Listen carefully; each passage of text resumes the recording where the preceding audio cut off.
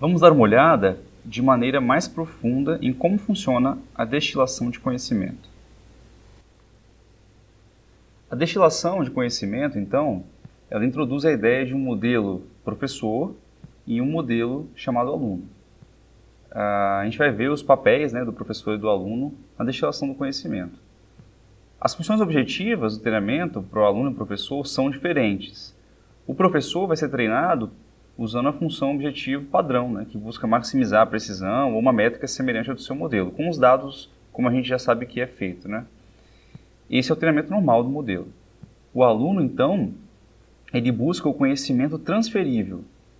Ele usa a função objetivo que busca combinar a distribuição de probabilidade das predições do professor, e não as predições em si.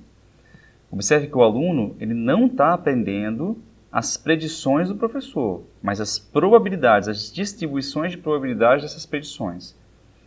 As probabilidades dessas predições do professor, eles vão formar esses alvos, eles formam alvos, na verdade, mais fáceis, que fornecem mais informação sobre o conhecimento aprendido pelo professor, mais do que as próprias predições ou do que os dados brutos, ou os dados de anotações do conjunto de dados. A forma como a destilação do conhecimento funciona é que você transfere conhecimento do professor para o aluno, minimizando uma função de perda, na qual o alvo, o objetivo, é a distribuição de probabilidades previstas pelo modelo do professor. O que acontece aqui é que o professor ele modela esses logits desde a entrada até a camada softmax final, que é o frequentemente utilizado, o softmax. Pois isso fornece mais informações sobre as probabilidades de todas as classes para cada exemplo. No entanto, em muitos casos, essa distribuição de probabilidade tem a classe correta com uma probabilidade muito alta, com todas as outras probabilidades próximas de zero. Então, por exemplo, se a gente está classificando cachorros e gatos, geralmente essa saída, por exemplo, vamos dizer que é um cachorro, o exemplo. A probabilidade para o cachorro vai ser 99,99999% e a do gato vai ser 0,0000001, muito baixo. Mas na prática, realisticamente, às vezes não fornece muitas informações além desses rótulos.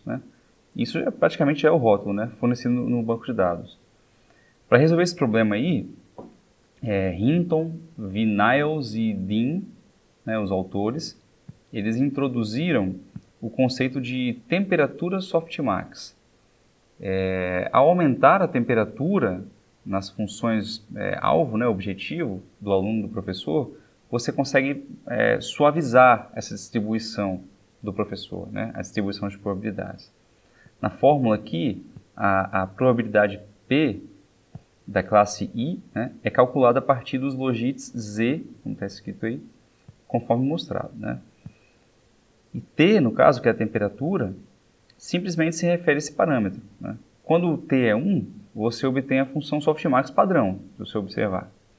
Mas à medida que T começa a crescer, a distribuição de probabilidade gerada por essa função softmax se torna mais suave, fornecendo mais informações sobre o que o professor achou mais, sobre probabilidades mais semelhantes, quais classes, na verdade, sobre quais classes o professor achou mais semelhante àquela classe predita, prevista por ele. Os autores chamam isso de conhecimento obscuro, embutido no modelo do professor. É esse conhecimento aí, que os autores chamaram de conhecimento obscuro, dark knowledge, que você vai transferir para o estudante no processo de destilação.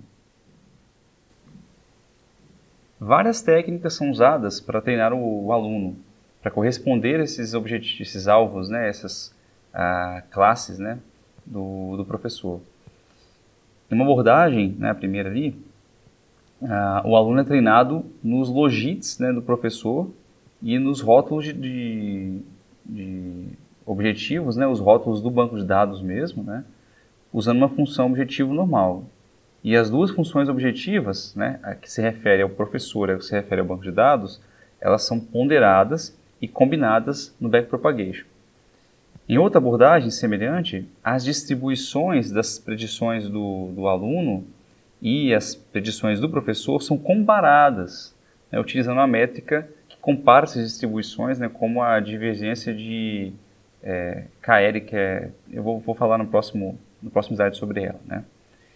Que é uma probabilidade, é uma métrica utilizada para comparar distribuições probabilísticas, né? Então vamos dar uma olhadinha na segunda técnica, que é a mais utilizada. Geralmente, a destilação do conhecimento é feita pela combinação de duas funções de perda, escolhendo um valor para alfa entre 0 e 1. Aqui, L é a perda de entropia cruzada, né, que é bastante utilizada aí para treinar redes neurais, né?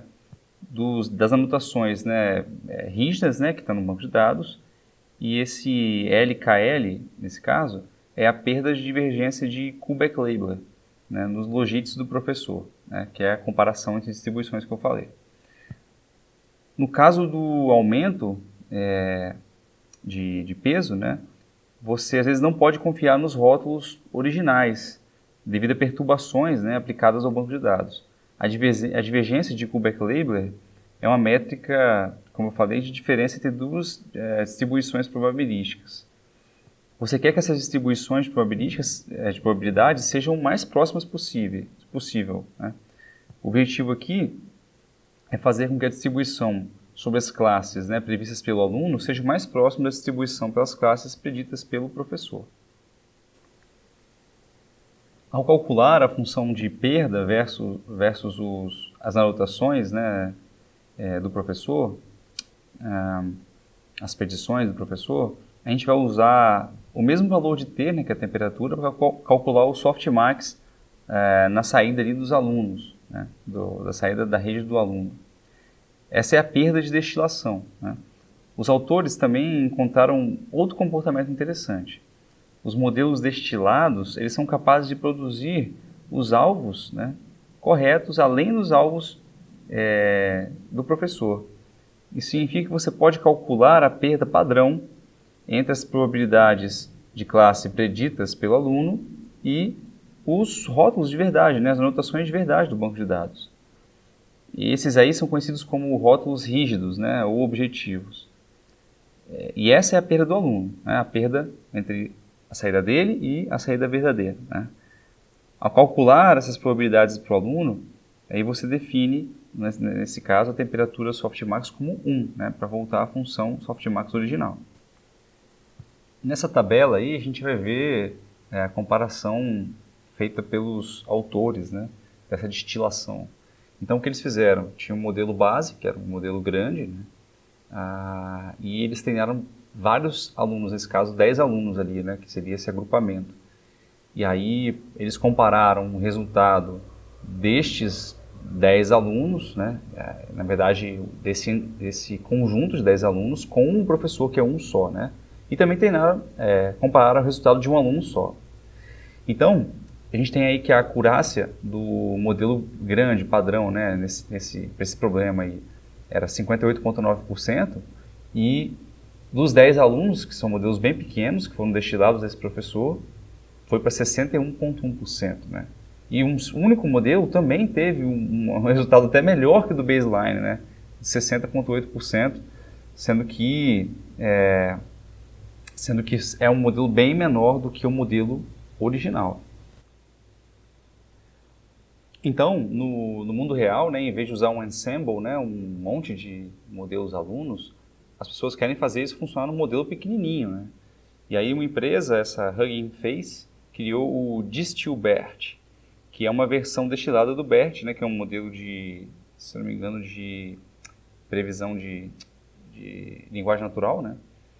E ele usa 40% menos parâmetros e ele roda 60% mais rápido. E ele preserva 97% do desempenho do modelo original, que é o BERT. E aí a gente tem um benchmark aí nesse gráfico, né? Basicamente é uma versão menor do BERT, do modelo BERT, e com um padrão, uma arquitetura, né, bastante reduzida aí. E o que eles fizeram foi, né, destilar o modelo BERT para esse DistilBERT, por isso esse nome aí, né? Então, essa é uma técnica bastante interessante para que a gente possa fazer nossos modelos caberem aí em dispositivos com recursos reduzidos.